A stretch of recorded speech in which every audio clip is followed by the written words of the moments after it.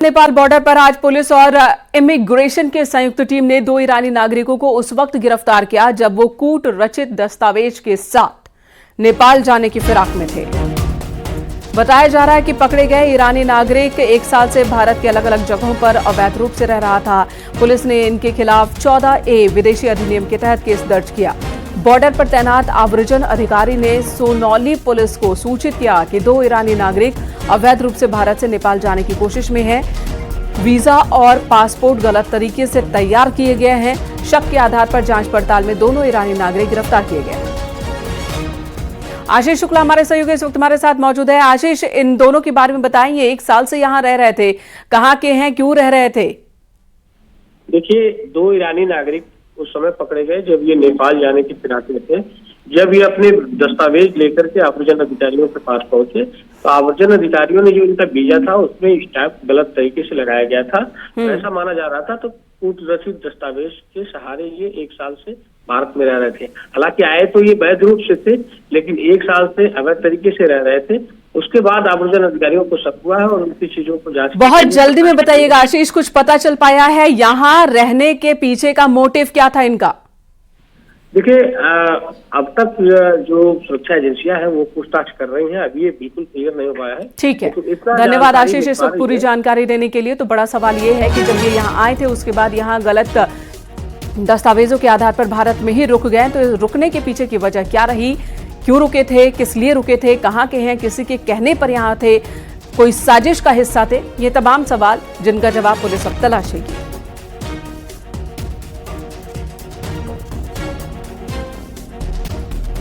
मिला तेज रफ्तार कार ने 6 लोगों को टक्कर मार दी। हादसे में 1 की मौत हो गई, 5 लोग जख्मी हैं। फेज 2 के सेक्टर 83 का ये मामला। हादसे के बाद कार समेत ड्राइवर फरार है। सीसीटीवी फुटेज खंगाल रही है पुलिस।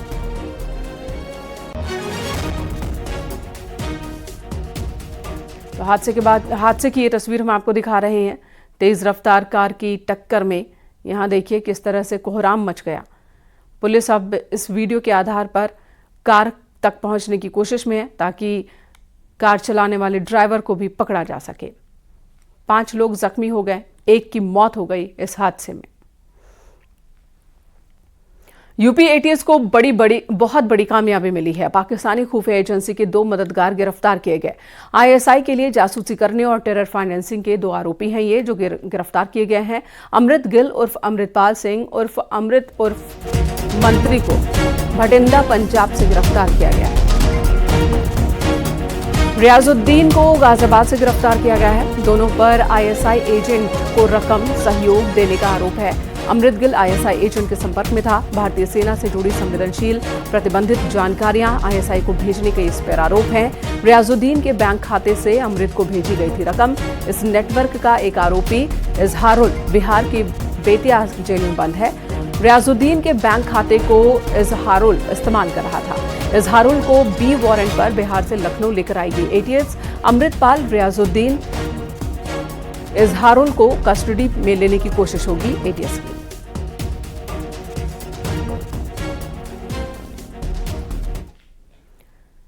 उधर प्रयागराज में बस कंडक्टर पर जानलेवा हमले के आरोपी लारेब हाशमी की 14 दिन की जुडिशियल रिमांड एसीजेएम कोर्ट ने मंजूर कर ली है। हालांकि पैर में गोली लगने की वजह से वो जख्मी है, उसे जेल में नहीं भेजा जाएगा।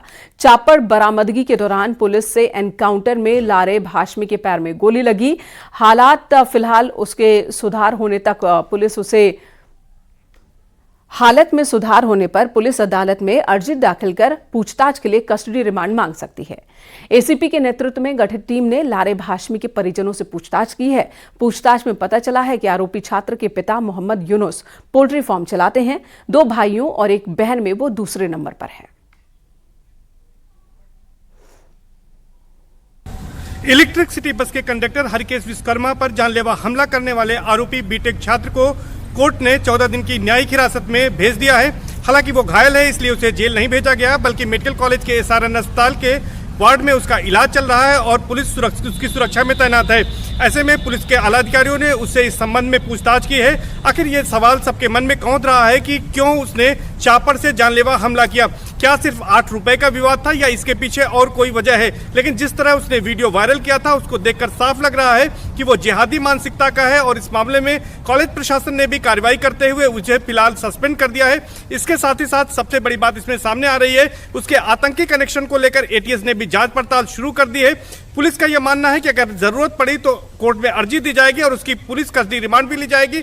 हालांकि जिस हथियार से यानी जिस चापर से उसने हमला किया था उस चापर को पुलिस ने बरामद कर लिया है और बरामदगी के दौरान ही मुठभेड़ में आरोपी लारेब हाशमी के पैर में गोली लगी है। इसके साथ साथ एक तमंचा भी बरामद हुआ है। उस तमंचे के बारे में भी उसने जानकारी दी है और पोल्ट्री फार्म से ही वो चापर ले आया था, इसके बारे में जानकारी मिली है।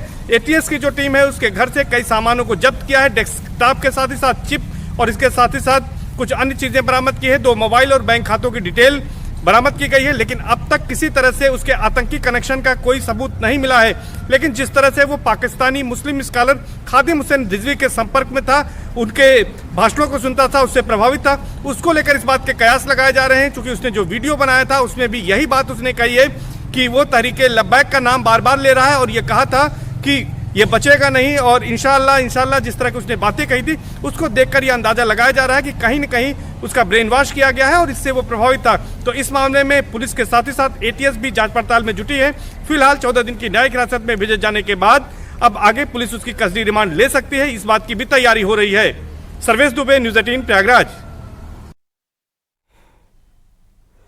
उधर बांदा में तेज रफ्तार ऑटो बेकाबू होकर पलट गया, जिसमें 5 लोग गंभीर रूप से जख्मी हो गए। घटना को देख स्थानीय लोगों ने आनन फानन में सभी घायलों को 108 एम्बुलेंस की मदद से बांदा जिला अस्पताल पहुंचाया। मामला बांदा जनपद के तिंदवारी थाना क्षेत्र का है, जहां पर एक बाइक सवार को बचाने के चक्कर में तेज रफ्तार ऑटो पलट गया।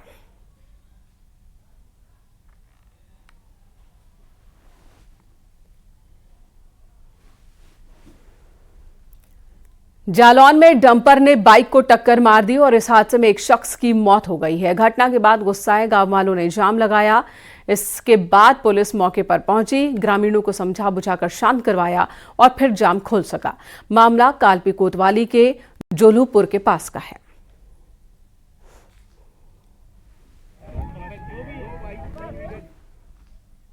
फतेहपुर में किराना व्यवसायी के घर चोरों ने 2 लाख नकदी समेत लाखों के गहनों पर हाथ साफ किया। घर वाले जब सुबह उठे तो उनके पैरों तले जमीन खिसक गई। घर का सारा सामान बिखरा हुआ था। सूचना पर पहुंची पुलिस मामले की जांच पड़ताल में जुटी है। मामला थरियाव थाना क्षेत्र का है।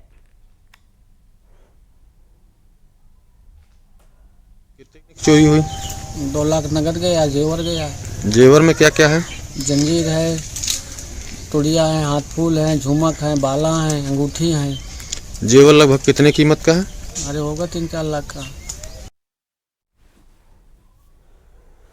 और खबर देवरिया से, जहां जमीन विवाद में एक किसान की हत्या हो गई। सूचना पर पहुंची पुलिस ने शव को कब्जे में लिया। मृतक के सिर पर चोट के निशान हैं। पुलिस ने कुछ लोगों को हिरासत में भी लिया है, इनसे पूछताछ चल रही है।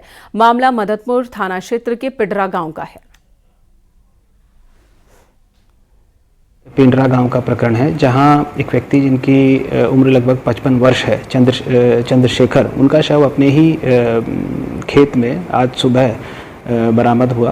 प्रथम दृष्टि ऐसा प्रतीत होता है कि उनके सर पर जो किसी हथियार से मारी गई चोट से उनकी मृत्यु हुई है। इस संबंध में परिजनों द्वारा जो तहरीर दी गई है उसमें पास के ही जोगिया ग्राम के रहने वाले एक परिवार पर पुराने जमीनी विवाद की रंजिश को लेकर यह घटना किए जाने का आरोप लगाया गया है। और अगली खबर हापुड़ से है, जहां नशे का कारोबार करने वाले 2 शातिर तस्करों को पुलिस ने गिरफ्तार किया, जिनके कब्जे से भारी मात्रा में गांजा बरामद हुआ। पुलिस ने तस्करों के कब्जे से 124 किलो गांजा और 2 कार बरामद की है। ये तस्कर कई राज्यों से गांजे की तस्करी कर हापुड़ सप्लाई करते थे। बरामद गांजे की कीमत करीब 70 लाख रुपए बताई जा रही है। जनपद हापुड़ में मादक पदार्थों के विरुद्ध अभियान के अंतर्गत थाना कपूरपुर और एंटी नार्कोटिक्स की संयुक्त टीम ने चेकिंग के दौरान आज प्रातः 124 किलो गांजा बरामद किया, जिसमें 2 वाहन, एक वैगनार गाड़ी और एक कैंटर और 2 मोबाइल फोन बरामद किए गए। और अगली खबर बरेली से, जहां कार्तिक पूर्णिमा पर पशुओं का बड़ा मेला चौबारी में लगता है। यहां पहुंचे श्रद्धालु पहले रामगंगा में स्नान करते हैं, उसके बाद बाजार पहुंचते हैं। घोड़ों का बड़ा बाजार इस वक्त लगा हुआ है। यहां पंजाब से आया तूफान सफेद घोड़े की कीमत 2.5 लाख रुपए तक है। पंजाब, एटा, पीलीभीत और प्रयागराज से भी घोड़े बेचने वाले यहां पहुंचते हैं। पंजाब से 7 घोड़े लेकर चौबारी पहुंचे नईम अहमद ने बताया कि इनकी कीमत सबसे ज्यादा है। 2.5 लाख रुपए का ये घोड़ा है, जो कि सबसे महंगा है। इसका रंग सफेद और नाम तूफान है। ये नुकरा प्रजाति का घोड़ा है। इस प्रजाति के घोड़े काफी बलवान होते हैं।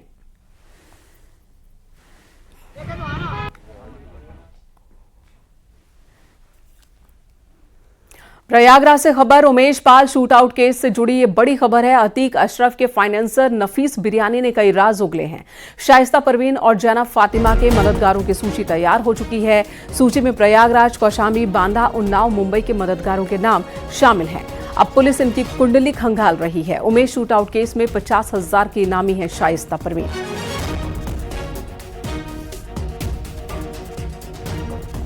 Umesh Pal shoot out case से जुड़ी इस वक्त की बड़ी खबर सामने आ रही। सोर्सेस के हवाले से खबर सामने आ रही है कि माफिया अतीक अशरफ के फाइनेंसर नफीस बिरयानी ने पुलिस को कई राज उगले हैं। उसने शाइस्ता परवीन और अशरफ की पत्नी जैनब फातिमा के मददगारों की नाम बताया जा रहा है कि कौशाम्बी, प्रयागराज, बांदा, हमीरपुर व मुंबई के बांद्रा के इन मददगारों की एक सूची तैयार की गई है, जिनके जरिए प्रयागराज पुलिस इनकी कुंडली खंगाल रही है। ऐसा माना जा रहा है कि इन मददगारों के जरिए जल्द ही शाइस्ता परवीन और जैनब तक पुलिस पहुंच सकती है।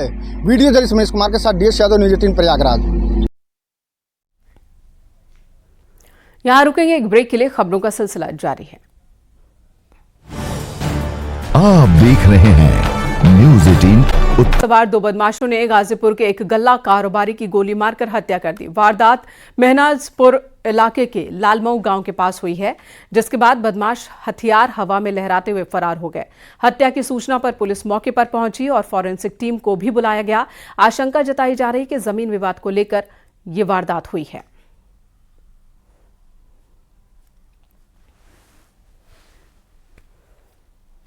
उधर सोनभद्र में बाजार में नशे में झूमते नजर आए सरकारी अध्यापक। नशेबाज अध्यापक का वीडियो अब वायरल हो रहा है।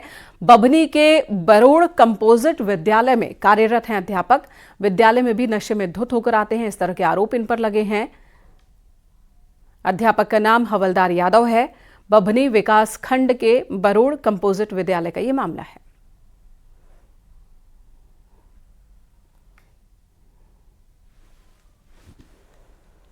और अगली खबर मुरादाबाद से, जहां सरकारी नल से दूध निकलने की घटना का वीडियो वायरल हो रहा है। ये खबर सुनने के बाद लोगों की भीड़ जमा हो गई। लोग पॉलिथीन और बॉटल्स में दूध भर रहे हैं। थाना बिलारी क्षेत्र का ये मामला। वायरल वीडियो रोडवेज बस अड्डे के पास की बताया जा रहा है ये वीडियो। हालांकि न्यूज़ 18 इस वीडियो की पुष्टि नहीं करता।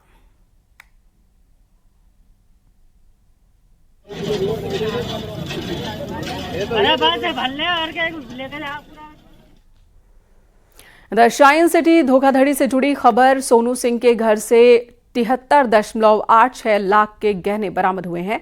मुंबई में ईडी ने रेड कर बरामद किए ये गहने। शाइन सिटी के MD राशिद नसीम का गुर्गा है सोनू। 7 लाख रुपए कैश, जमीन के दस्तावेज भी बरामद हुए।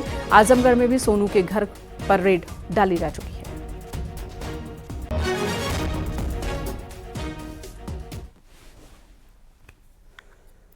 इलाहाबाद हाईकोर्ट ने अपने एक अहम आदेश में प्रदेश की सभी MP, MLA और विशेष अदालतों को फांसी, उम्र कैद और 5 साल से ज्यादा दंड वाले आपराधिक मामलों को प्राथमिकता के आधार पर जल्द तय करने के निर्देश दिए। हाईकोर्ट ने कहा, अगर अदालत से सुनवाई पर रोक है तो माहवारी रिपोर्ट में इसका उल्लेख किया जाए। हाईकोर्ट ने रजिस्ट्रार जनरल को ऐसे मामले जिनमें ट्रायल पर रोक है, सुनवाई के लिए सूचीबद्ध करने का निर्देश दिया, ताकि सुनवाई कर इन अवरोधों को हटाया जा सके। में स्वच्छता के लिए उसमें माननीय सर्वोच्च न्यायालय ने समय समय पर आदेश निर्देश जारी किए। उसी में 9 नवंबर के आदेश और निर्देश के तहत माननीय कार्यवाहक मुख्य न्यायमूर्ति श्री मनोज कुमार गुप्ता एवं समित गोपाल की बेंच ने एक आदेश पारित करके जिला सत्र न्यायाधीश को यह आदेशित किया कि माननीयों के विरुद्ध जितने मुकदमे फौजदारी के हैं उनको त्वरित रूप से निस्तारित किया जाए, किसी प्रकार से उसमें स्थगनादेश न दिया जाए और प्रथम श्रेणी में वो मुकदमों की कार्रवाई पूरी की जाए जिसमें कि मृत्युदंड अथवा आजीवन की कारावास है। दूसरे स्तर पर वो मुकदमे रखे जाएं जिनमें कि 5 साल तक की सजा है। बाराबंकी में एक बाइक पर 6 लोग सवार थे, जिसके बाद पुलिस वालों ने बाइक सवार को रोक लिया। बाइक सवार का चालान काटा गया, लेकिन उसने पुलिस वालों को जो बात बताई उससे सभी की हंसी छूट गई। क्या था ये मामला, आपको दिखाते हैं। 2 बच्चों को आगे बिठाया है तो 3 बच्चों को पीछे। बाराबंकी में कानून से खुलेआम खिलवाड़ हो रहा है। इतना ही नहीं, बाइक पर 5 बच्चे बैठे हैं जिनकी सुरक्षा को भी ताक पर रख दिया गया है। ये 5 बच्चे बाइक पर बैठकर कानून तोड़ने वाले इसी शख्स के हैं। जैसे ही कानून के रक्षकों की नजर बाइक पर पड़ी तो वो दंग रह गए। आखिर एक बाइक में 6 लोगों के चलने का कौन सा नया नियम आ गया है? पुलिस तुरंत हरकत में आई और बाइक सवार को बाइक रोकने के लिए कह दिया। अब कानून का उल्लंघन होगा तो फिर कानून ही हिसाब भी लेगा। यही बात यहाँ पर भी लागू हो गई। पुलिस ने उसका चालान काट दिया। बाइक सवार शख्स पुलिस वालों से मिन्नतें करता रहा कि उसका चालान ना काटा जाए। शख्स से इस तरह 5 बच्चों के साथ सफर करने और हेलमेट न पहनने के बारे में जब पूछा गया तो उसने कुछ ऐसा कहा जिससे पुलिस वाले भी अपनी हंसी को रोक नहीं पाए। उसने कहा कि उसकी पत्नी अस्पताल में भर्ती है और उसकी पत्नी ने 6ठे बच्चे को जन्म दिया है। उसके सभी बच्चों ने अस्पताल ले जाने की जिद की, जिसके बाद उसे उनकी बात माननी पड़ी और यही वजह है कि वो अपने सभी बच्चों को बाइक पर बिठाकर अस्पताल ले जा रहा है। वो नवजात से अपने सभी बच्चों को मिलाने जा रहा है। यातायात माह के चलते बाराबंकी की शहर क्षेत्राधिकारी बीनू सिंह पुलिस कर्मियों के साथ अयोध्या हाईवे पर गाड़ियों की चेकिंग कर रही थी। तभी ये बाइक वहां से गुजरी और बाद में उसे रोक लिया गया। सीओ सिटी बीनू सिंह ने बाइक सवार को ट्रैफिक नियम को पालन करने की चेतावनी दी। हालांकि पुलिस ने मोटर व्हीकल एक्ट के तहत चालान काट दिया। इतना ही नहीं, शख्स को आगे से इस तरह कानून से खिलवाड़ न करने की भी सलाह दी। Bureau report, news 18।